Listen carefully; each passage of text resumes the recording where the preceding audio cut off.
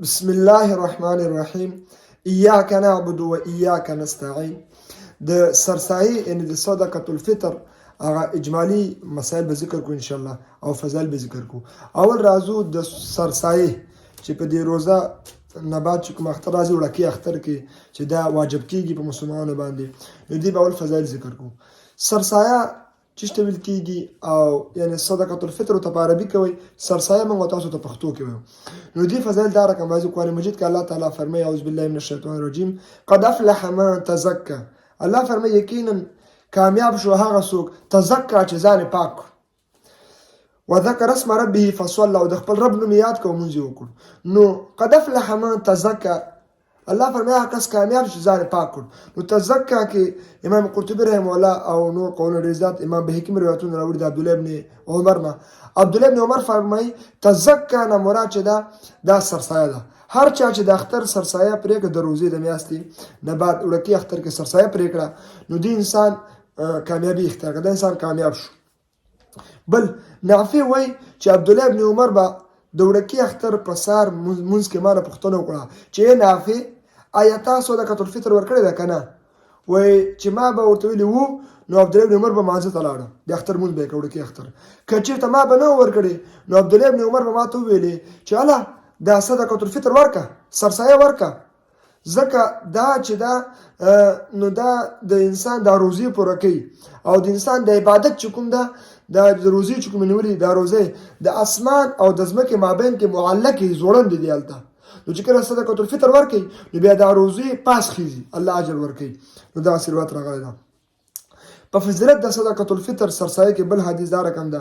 عبد الله ابن عباس فرمای چې رسول الله صلی الله علیه وسلم فرمایلی دي زکات الفطر طهرة للصائم. دا سرسایه ورکول دا چې دی دا پاکوالی ده لپاره د روزه لرونکي. د چی نه پاکوالی ده؟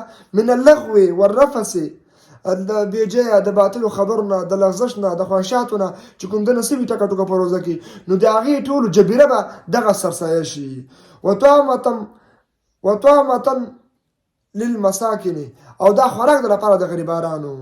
رواه سنن ابو داود دا روایت ده. نو دغه فضیلتونه عزتمندو که څوک سرسایه نه ورکوي، دې باره کې یو روایت روایت ده. مولا علی کاری رحمه الله خپل کتاب مرقات کې د بعض علماو دې باندې قول هم شته. روایت دا رقم ده چې رسول الله صلی الله علیه وسلم فرمایلی دي چې شهر رمضان، میاشت د رمضان چې دا معلق دا معلق شوی ده بین السماء والارض، ما بین د اسمان او ځمکې کې. لا يرفع الا بزکات الفطر، مگر دا پر نه خیزي د روزه مگر تاسو په د خلک سرسایه ورکی. چې کله سرسایه ورکی نو بیا د خلکو د روزه پاس کیږي والله اجر نه ورکي. صدقة الفطر په چا باندې واجب ده؟ اجباري خبر نور کوم ورته. صدقة الفطر چې دا په مسلمان باندې چې آزاد وي او دارغه صاحب النصاب وي، او که بیا دا مسافر وي که مقیم وي دواړه به سرسایه ورکي. که بالغ وي که نابالغ وي، نو نابالغ ته به پلار ورکي وارث چې کوم ده، او نابالغ به خپل ورکي. نر وي که ښځه وي په ټولو باندې واجب ده. دې سرسایه لپاره روزه نیول هم شرط نه ده. که چا روزه نیولې یا شیخ پانی نه نیول نو هغه به هم سرسایه ورکوي. دا مذکوره شرطونه چې په هر چا کې راسي او صاحب د نصاب وي، نو په دې ټولو باندې صدقة الفطر یعنی سرسایه ور باندې واجب ده. نصاب د سرسایه او د زکات یو رقم ده، خو د زکات لپاره 4 قسمه نصاب ذکر کیږي او د سرسایه لپاره 5 قسمه. اول چې هر هغه څوک نصاب د سرسایه او زکات ده. اول 4 قسمه زکات لپاره دي او یو په اضافه کیږي بیا دغه 4 یو بل 5، دا 5 وړه سرسایه لپاره دي. ونیمه تولونه چې سر زر زیات سي نو دومره سر زر چې سره وي ونیمه تولی یا دینه زیات یا دې قیمته، نو د انسان باندې سرسایه او زکات دواړه فرض دي. 2.5 نیمه تولونه یا 2.5 نیمه تولی هغه نه زیات سپین زر چا سره چې وي یا دې قیمت، نو د باندې سرسایه او زکات واجب ده. به نقد روپی چې برابر وي د مذکوره 2 شیانو سره، که هغه سره زر دی او که سپین زر دی، نو دا دریم تقسیم سو. څلورم دا ده چې دومره سامان د تجارت ورسره دکان کې مثال دوا ده یا خوراک فروشي ده، خوراکه پکې دی یا کالی پکې دی، د هر شي چې تجارت سامان وي او دومره وي چې هغه دغه بر نصاب ته ورسیږي چې دی ونی مو تولو سره زر او یا 2.5 نیمې تولې سپین زر نصاب ته ورسیږي نو بیا دا په هغې کې زکات په ورباندې فرض ده او سرسایه ورباندې واجب ده. دا پنځمه خبره ذکر کوو دا سب د سرسایې لپاره ده، زکات لپاره ده. د کور ذاتي سامان زیات سامان چې کوم ده لکه هغه سامان چې نه مثال د ضرورت نه اخوئ، لکه نه د دین ضرورت او نه د دنیا ضرورت، لکه چې لکه کور کې ټي وي اضافه یې خیدار اضافه بستري اضافه کالي نو چې هغه دوی نه اضافه یي هغه که لوښي که کالي که نور شیانې نو دې ټولو باندې دا ټول چې راجمع کړي دوی پیسې او دغه نصاب ته ورسیږي چې 2.5 تولې سره زر دي یا 2.5 نیمې تولې سپین زر چې دې ته ورسیږي نو داسې انسان باندې بیا سرسایه واجب ده. دا سرسایه به چش کې ورکوي. حدیثو کې څلور شیان موږ علماو نه اورېدلي دي، یو چې دا هغه کجوره، ممیز، اوربشې او غنم، دا څلور شیان دي.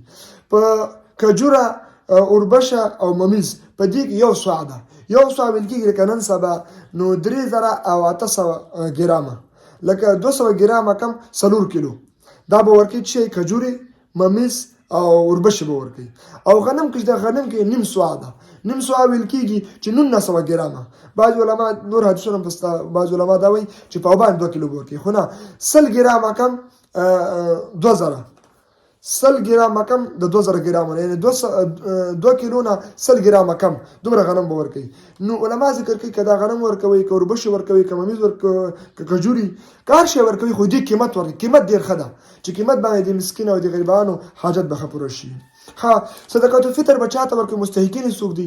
مستحقین چې دي هماغه چې کوم چاته چې زکات ورکوي زکات مستحقین ګرځېږي هغوی ته سرسایه هم ورکوی شي.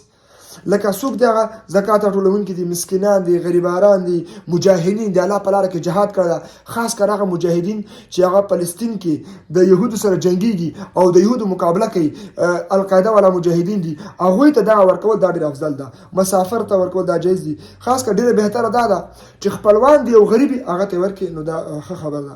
او خپل اصول او فروع ته به نه ورکړي، معنا خپل لور او زوی او مثل المسی او المسی دوی ته به نه ورکړي، او یا پلار او مور او نیکه دا اصول او فروع ته به نه ورکړي، نور ورکوي چې کوم قسم مخکې ما ذکر کړم.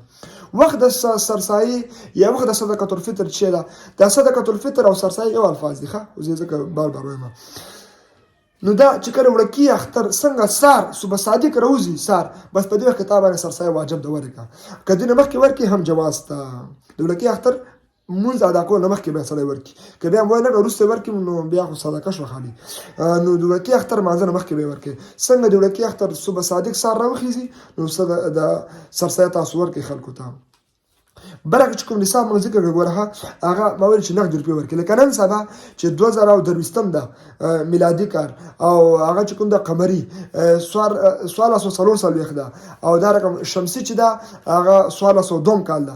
په نن سبا په دې روزه کې او په دې وړکی اختر کې تاسو سرسایه 80 افغانۍ نیولې نور څه ورکوي 100 ورکوي 200 ورکوي 150 ورکوي 200 ورکوي 500 ورکوي اتیاونه بره ورکوي سرسمر ورکوي.